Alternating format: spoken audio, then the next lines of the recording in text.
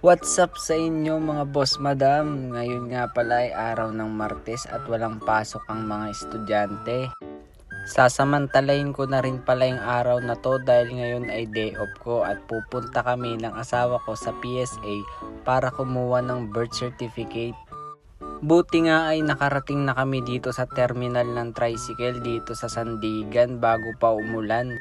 Sumakay nga pala ulit kami dito ng tricycle para dito kami sumakay ng bus papuntang City Hall dahil libre lang dito.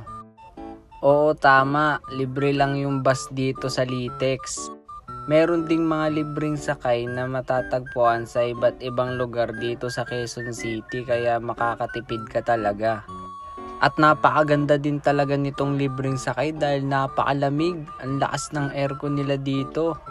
Nag-antay pa nga kami dito ng ilang minuto dahil hindi pa puno yung bus. Ay no, yung bunso ko tuwang-tuwa siya, sobrang lamig. Madali nyo nga lang pala matatagpuan yung libreng sakay dito sa Litex dahil may makikita kayong city bus. At dito lang yan banda sa may mga pilahan ng jeep.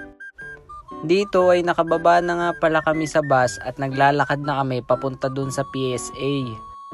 Bawal kasi bumaba dun sa may kanto ng East Avenue kaya ito nilalakad namin. Matagal na rin pala ako hindi nakapunta dito, grabe ang ganda na pala dito. Mga 10 minuto nga lang kami naglakad at ito nandito na kami papasok na sa PSA complex. Bago nga pala kayo pumunta dito ay siguraduhin yung may dala na kayong sariling ballpen at face mask kasi grabe ang mahal ng benta dito. Grabe ang bilis ng proseso, nakuha ko na agad yung PSA nila. Kaya sa mga nanood dyan, maraming salamat po.